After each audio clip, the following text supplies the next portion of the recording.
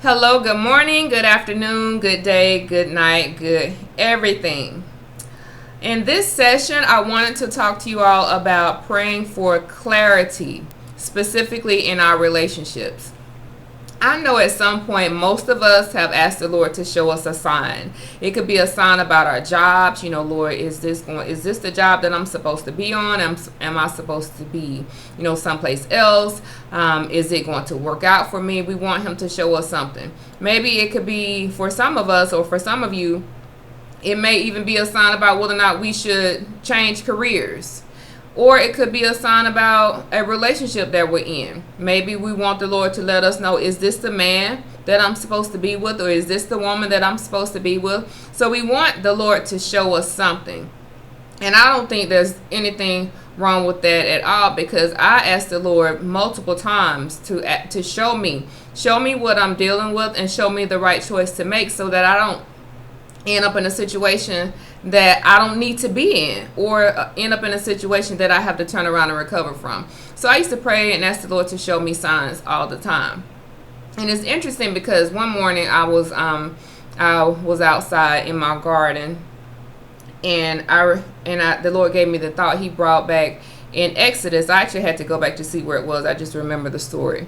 When the Egyptian magicians, they were doing pretty much some of the same things that Moses was doing. So from the outside looking in, it almost looked like they were performing the same signs that, working for the adversary, that Moses was showing in God. So a lot of times we'll ask for a sign, but we really don't necessarily know where that sign is coming from, which direction, which source. And that's why the Lord had me to start praying for clarity, because the enemy is very tricky, and he'll send somebody that looks exactly like what you wanted and what you asked for, and they'll behave exactly the way that you wanted them to behave, and on the outside they have what you want, and they'll, for a moment, for a season, at least pretend to be what you want. These counterfeits that are all over the place. And so we're just kind of watching their actions, and we're watching their behavior, and we said, okay, well, yeah, I'm kind of monitoring you, and it looks like you're showing me this. But God has to intervene and step in sometimes and say, you know what, I know what you see, but I need to actually show you what you're looking at. So in that regard, we have to pray and ask the Lord, ask the Holy Spirit to give us clarity about this relationship, give us clarity about this situation that we're in. If you all remember the story in Mark, and I'll go ahead and read it to you, because that's the main passage that I'm going to be dealing with. Mark in Mark 8, starting with verse 22, when Jesus healed the blind man.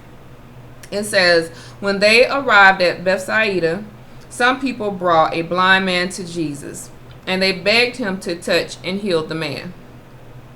Jesus took the blind man by the hand and led him out of the village. Then, spitting on the man's eyes, he laid his hands on him and said, can you see anything now? Can you see anything now?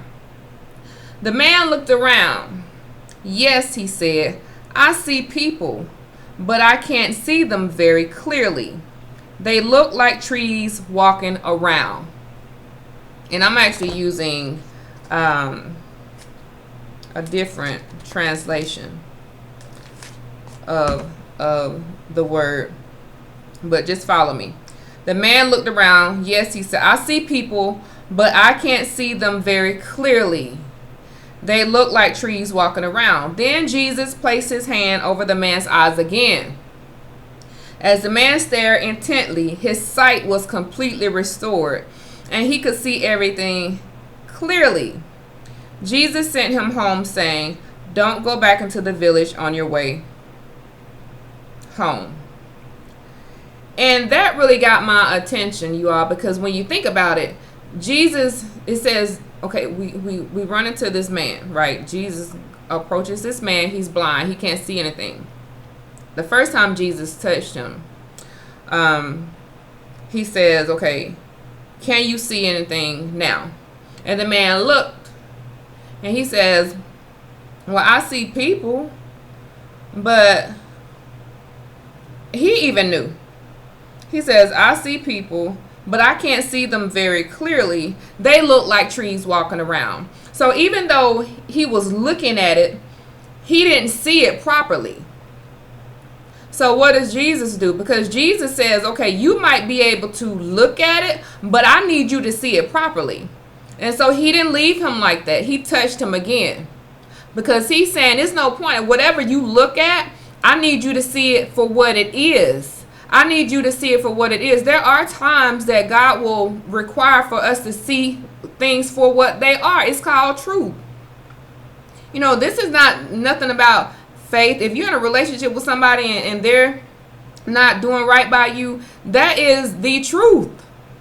This is not a situation where you're going to have faith and I'm going to have faith. And yeah, if you're married, you know, I told y'all I'm single. So I'm usually right now I'm talking to the single people. If you are in a relationship already and you're married to that person, you're looking at something and you see it for what it is, you should operate and have faith for the Lord to help you all through whatever issues that you're dealing with. And you should have faith for the Lord to heal your marriage and things like that. You're supposed to operate in faith. But for the single people, if you just dating him or you boyfriend and girlfriend or courting or however you want to look at it, and you look at it and you see it for what it is because Jesus put his hands on it and he gave you clarity about that situation, that is your moment there to say, okay, Lord, now that you've shown me this thing, what am I supposed to do with it?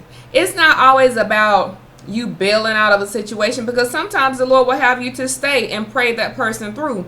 But then there are times that he's going to have you to leave and pray for that person from a distance.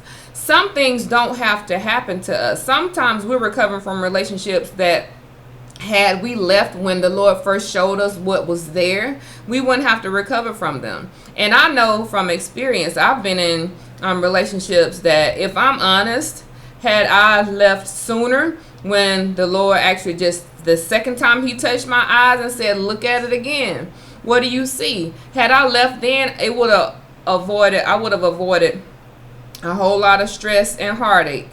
So some things I've had to recover from because I did not really allow the Lord to show me that thing or show me that person for who he was. You know? So, and that's why I say a lot of times we're looking at something and you're just looking at it, but it takes the eyes of God for you to be able to see it.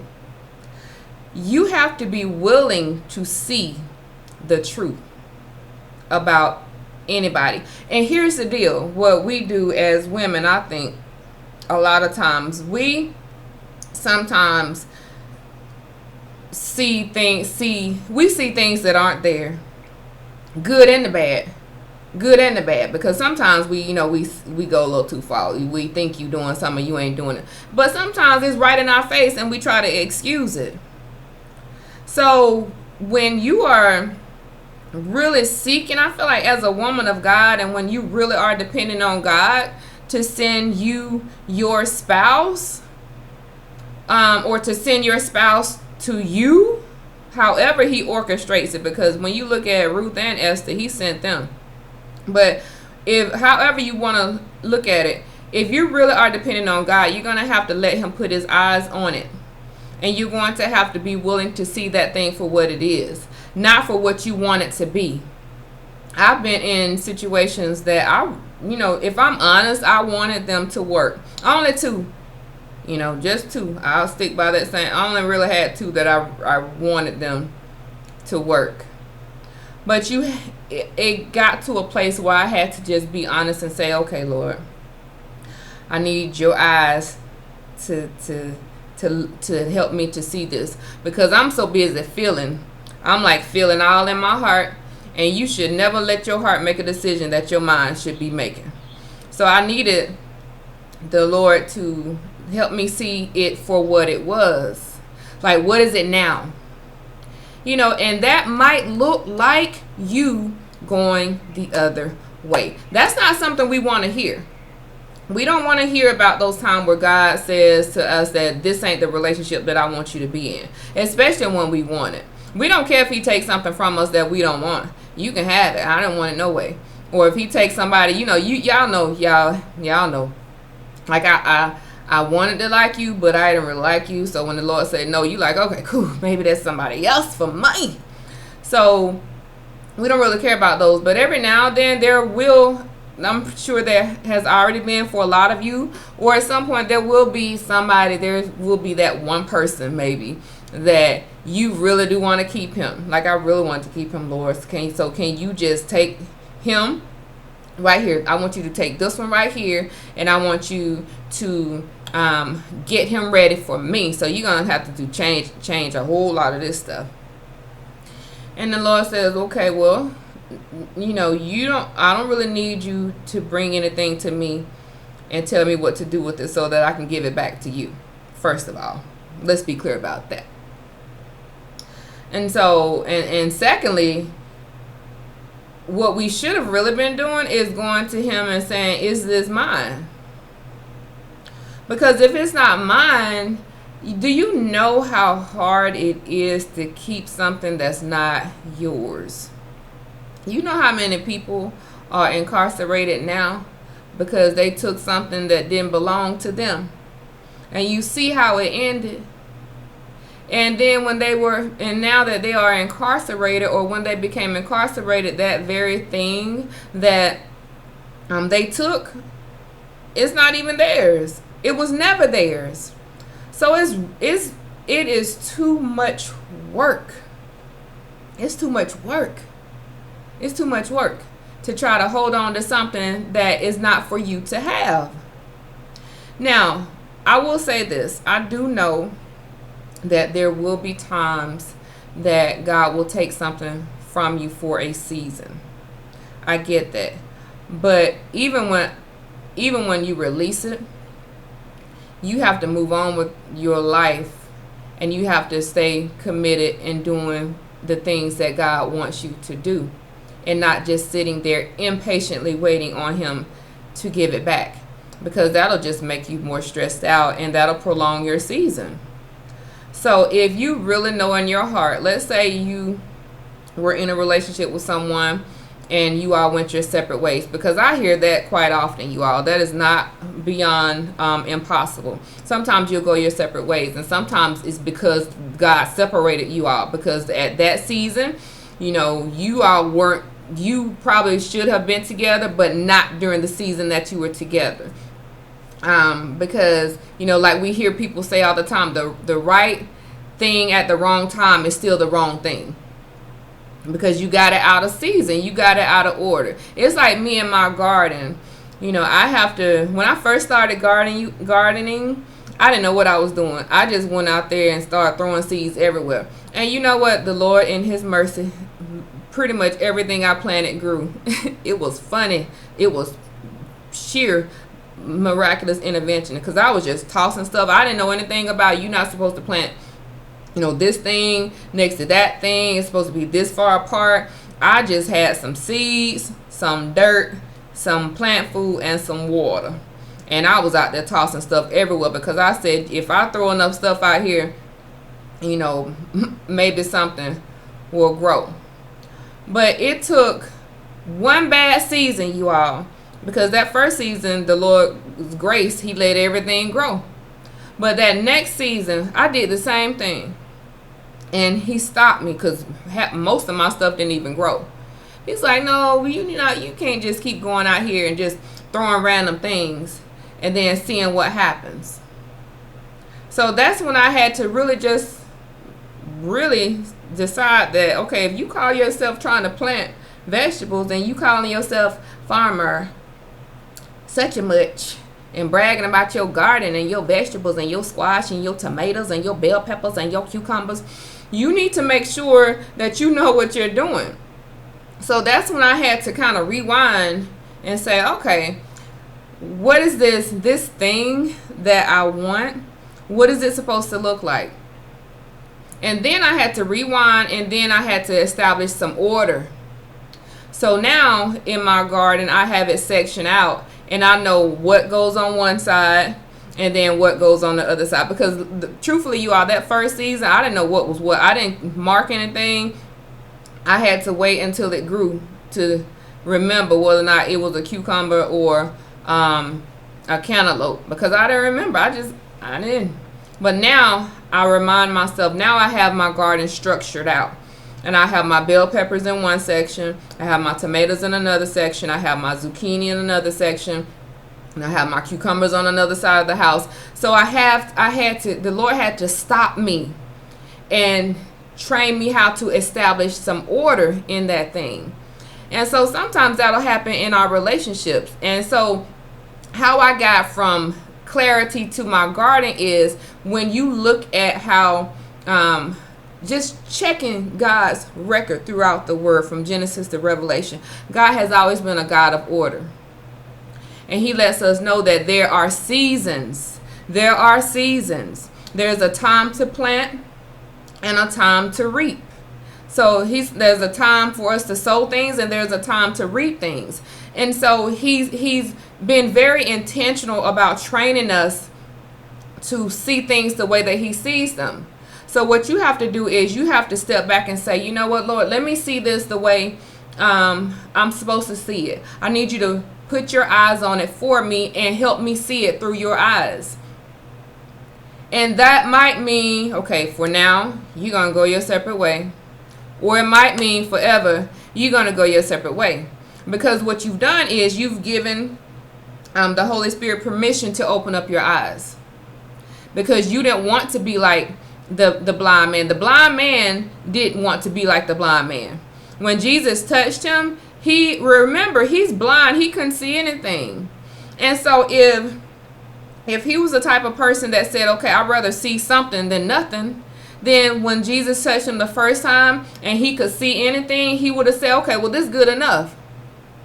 But he was like, no, because even though I can see, even though I'm looking at this, I can't see this clearly. I can see it, but I can't see it clearly, which means what? It's not a whole lot he can do with it. It's not a whole lot we can do with something when we don't see it clearly, because our perspective is off. So what did Jesus have to do? He had to put his hands on him again so that he could see it clearly. And that's what we have to be willing to do. So when we're praying for our relationships, and maybe it's even the relationship that we are in, because I've been in relationships, you all, that some relationships, I'll be honest, some relationships I didn't even have to ask the Lord if he wanted me with that guy. I knew. I'm like, I knew he didn't want me with him, and I knew I wasn't going to ultimately be with him. It was just a time that, it was one of those things you get caught up.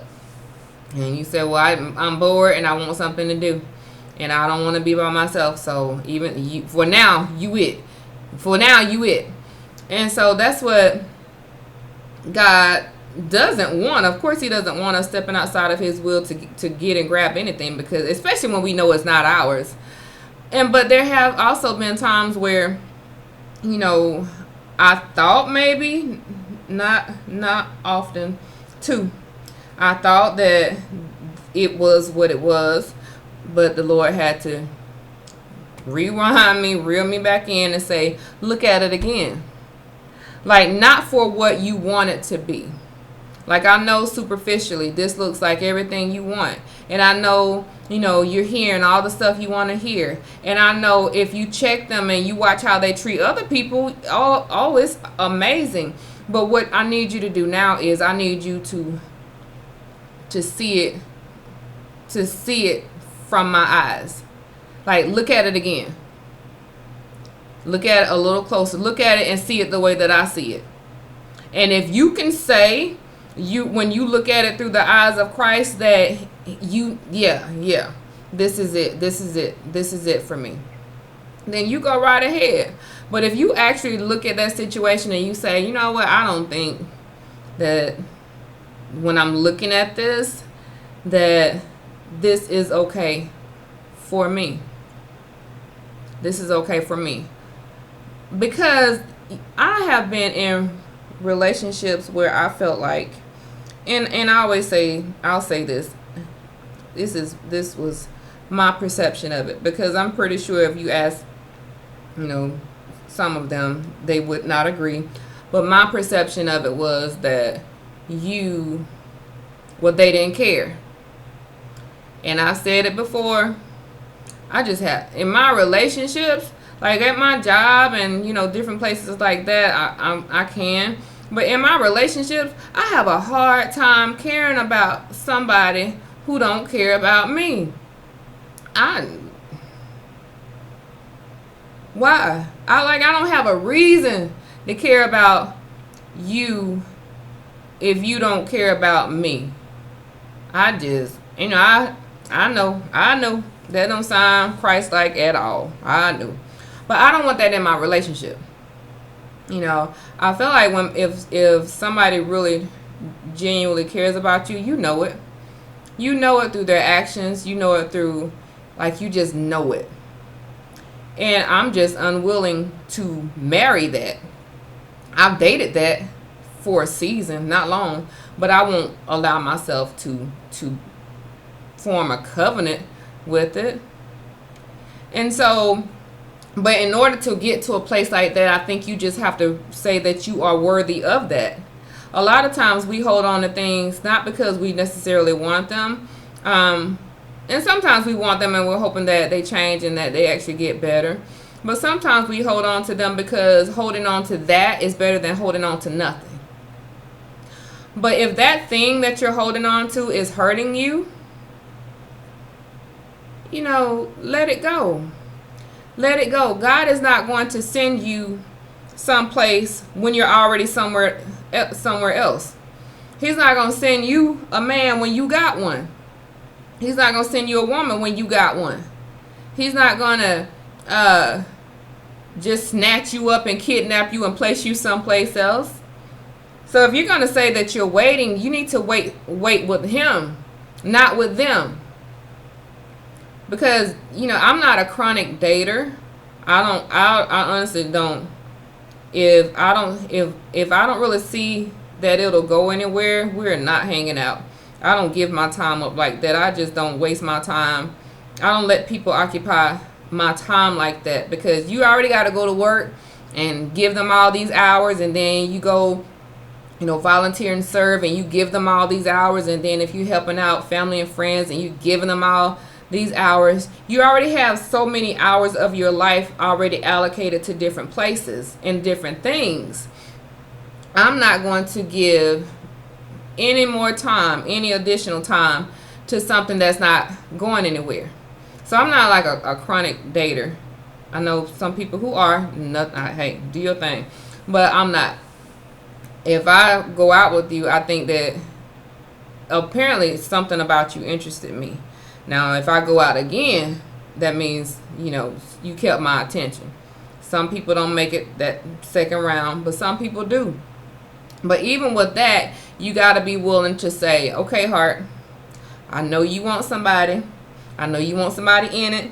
And I know he your speed. And I know you like him. But I need you to stay in your proper place. Because I need the Lord to be able to talk to me. And talk me either through this, into this, or out of this. It's all possible. So when you're in these relationships, if you're in a relationship now, I think something in you might already know if it's going somewhere or if it's not. You have to ask the Lord to show you. I need you, Lord, to put clarity on this relationship. Is this for me? Because if it's for you, you ride it out with that person. But if you really can say that when the Lord put his eyes on it for you and made it clear to you that it's not yours, free up your time. Get your time back, because otherwise, if you stay there any longer, you're just going to end up getting hurt. I'll say for myself, there are a couple of times that I wish I had left sooner than I did, because I feel like had I left sooner when I first started thinking maybe this isn't it, that it would have avoided me some injuries. I'd rather not be injured than to have to heal from it. I'd rather just go ahead and walk the opposite way than to end up having to forgive you. It's just too much. You really shouldn't do that to yourself. Put yourself in a situation where you just have to forgive somebody who should not have been there. You have to recover from somebody who should not have been there. So in our relationships, this is one of the things that I'm doing. Even now, right now, I'm not currently dating anybody yet. Hopefully my single days are almost over, y'all, because I don't got tired of this. But whatever happens in the near future, I just need the Lord to make it clear to me. Is this a surefire yes from you, Lord? Or is this well, he ain't my first pick, but if you want him, I'm not against him? Because I think that happens too. Sometimes God will say, well, I don't necessarily have a problem with you being with him or being with her, but he's not the one that I had in mind. And I don't know about you, but I prefer to wait for God's best. And that might mean someone totally different from the person that you're currently with. Single people.